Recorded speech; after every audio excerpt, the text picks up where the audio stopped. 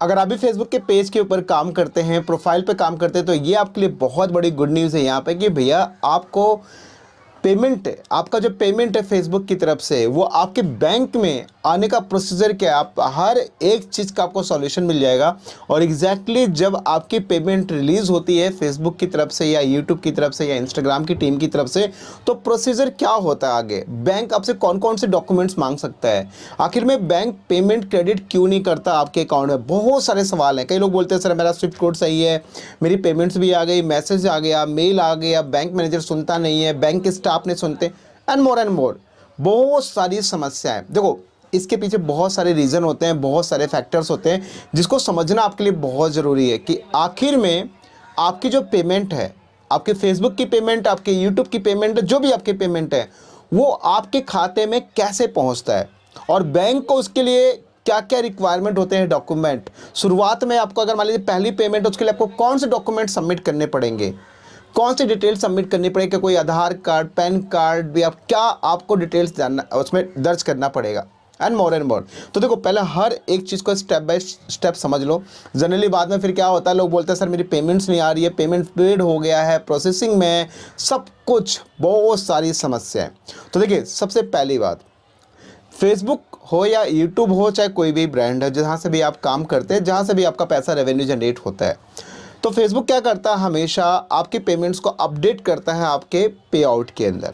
और जब आपके पे आउट में पेमेंट अपडेट होती है तो उसके बाद में क्या होता है, वो 14 तारीख लास्ट डेट होती है, उस टाइम तक सबका पेमेंट अपडेट हो जाता है।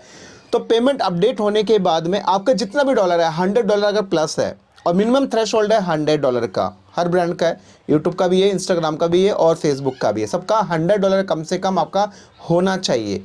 चाहे आपका वो 1 महीना का है, चाहे आपको वो 4 महीने को मिला के, मान लो 1 महीने में $25 हुआ, दूसरे में 25 हुआ, तीसरे में 25 हुआ, चौथे में 25 हुआ, ऐसे करके हुआ तो भी आपका माना जाएगा, या आपका 1 महीने में, 2 महीने में, 1 दिन में भी कंप्लीट कर लिया तो भी आपका वो एक्सेप्टेबल है।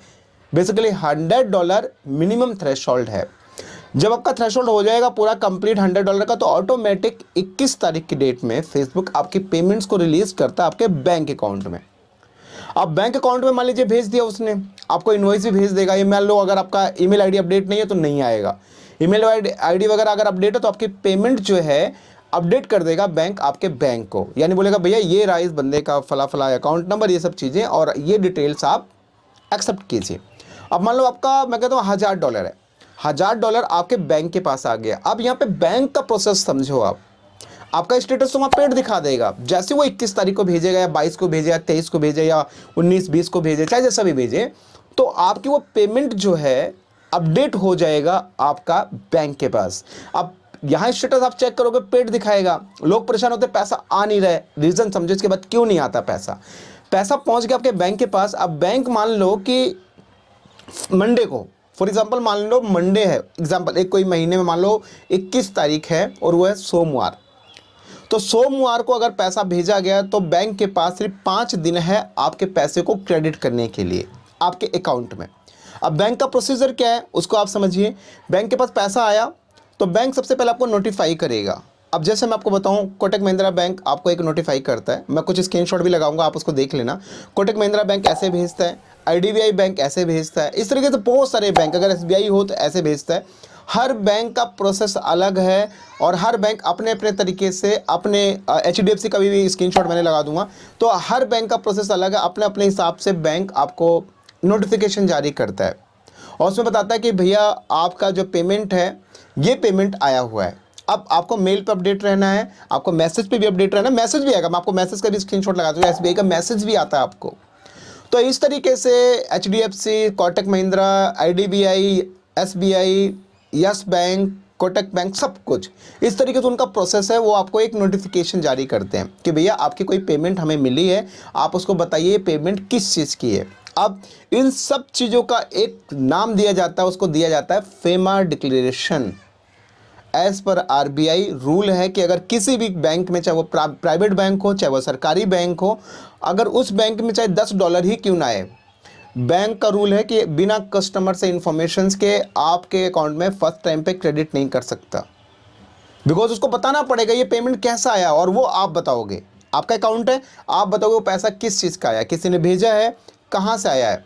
अब चलो ये तो बात समझ में आ गई कि किसने भेजा, कैसे हुआ। मान लो आप बोल दोगे मेरा यूट्यूब का पेमेंट है, बोल दोगे आप मेरा फेसबुक का पेमेंट है, या मोर एंड मोर। अब प्रॉब्लम यहाँ एक और आती है, वो आती है कि भैया आखिर में कई बैंक पूछते हैं कि इसका सर्विस पर्पस कोड क्या है।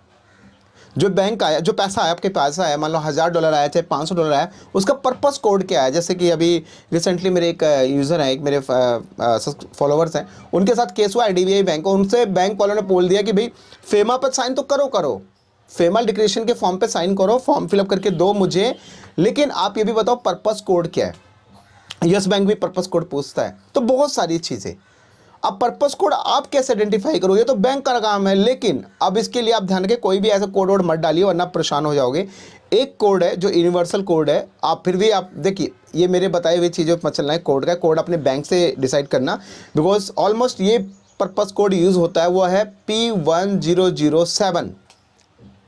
P1007 ये है पर्पस कोड, जिसको बोलते हैं एडवर्टाइजिंग ट्रेड फेयर सर्विसेज, ऐसे करके ये इसका नाम दिया गया। आप इसको गूगल पे भी सर्च कर सकते हो। तो बेसिकली जितनी भी एडवर्टीजमेंट से रेवेन्यू जनरेट होती है, तो उस जगह पर बैंक इस पर्पस कोड को यूज़ करता है। हर बैंक का प्रोसेस अलग हो सकता है, हर बैंक अपने हिसाब से कर सकता है, बट फिर भी मैं आपको बोलूँगा कि आप कॉन्टेक्ट कर लेना अपने बैंक के अधिकारी से। तो ये सर्विस पर्पस कोड होता है, और पर्पस कोड के बाद वो सब कुछ प्रोसेस हो जाए, साइन वाइन कर दो। उसके बाद में जब आप अपने बैंक को इन्फॉर्मेशन दे दो कि भैया पैसा मेरा आ गया है, इसको कर दो, मैंने फेमा पे भी साइन कर दिया है, इसके बाद फेमा डिक्लेरेशन बेसिकली एक आपसे कंफर्मेशन लिया जाता है कस्टमर से कि ये पेमेंट इनका इस पर्पज से आया हुआ है। तो वो बैंक के पास प्रूफ हो जाता है कि ताकि कभी कोई बात हो तो वो आगे शो कर सके। तो ये मेन मोटिव होता है उस फेमा पे साइन कराने का। तो उसके बाद में आपकी पेमेंट आपके आने वाले 2 दिन 3 दिन 4 दिन के अंदर आपकी पेमेंट आपके अकाउंट में क्रेडिट कर दिया जाएगा। तो गाइज ये पूरी प्रक्रिया है आपकी पेमेंट आने का। लेकिन अगर मान लो मंडे को ये पैसा आया, आपके पास टाइम है, यानी बैंक के पास, आपके पास नहीं, बैंक के पास टाइम है सिर्फ 5 दिन, मंडे टू फ्राइडे के बीच में अगर उसने पैसा क्रेडिट कर दिया आपके अकाउंट में तो वेल एंड गुड। अगर नहीं होता है तो नेक्स्ट मंथ में आएगा। जैसे कि अभी आज इस फैब मंथ में देख लो, अब आप मान लो फैब मंथ में जो पेमेंट आ रही है वो अब 27 तारीख हो जाएगा मंडे को, तो यानी कि पेमेंट जो होगी वो नेक्स्ट वीक में, जिसकी नहीं हुई उसकी नेक्स्ट वीक में अपडेट होगा। सो ये पूरी एक प्रक्रिया है पैसा आने का। आई होप कि आपको हर एक चीज़ समझ में आ गई होगी, कैसा क्या है प्रोसेस, किस तरीके से पैसा आता है, कैसे कैसे पैसा आता है, और क्या तरीका है आपका बैंक का पेमेंट को क्रेडिट करने का। बाकी आई थिंक इसके बाद शायद कोई डाउट ना रहे आपका इसके रिगार्डिंग। अगर पूरी वीडियो आप सही से देख लोगे, समझ लोगे, तो आपको कहीं भी समस्या नहीं आएगी आपके बैंक को पेमेंट आपके अकाउंट में डालने में, बशर्ते आप प्रोसेस से चलोगे तो। और नहीं तो अगर कुछ भी करोगे, यहाँ वहाँ से स्विफ्ट कोड डालोगे, इधर उधर से उठा के डालोगे, इंटरनेट से डाल दोगे, यहाँ से डाल दोगे, तब तो भैया समस्या ही समस्या है।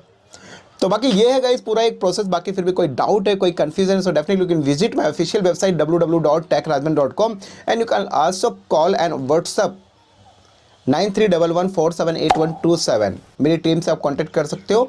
आई होप कि मेरी टीम आपका जो प्रॉब्लम उसको सॉल्यूशन कर देगा। नहीं होता है तो डेफिनेटली आपका अपॉइंटमेंट बुक हो जाएगा मेरे साथ, और आपके साथ मेरा एक वीडियो कॉन्फ्रेंस होगा जिसमें आपको मैं बताऊंगा पूरा प्रक्रिया। आप फर्स्ट टाइम पर अगर समझ जाओगे तो वेल एंड गुड है, नहीं समझते तो नेक्स्ट टाइम के अपॉइंटमेंट में वो पेड हो सकती है।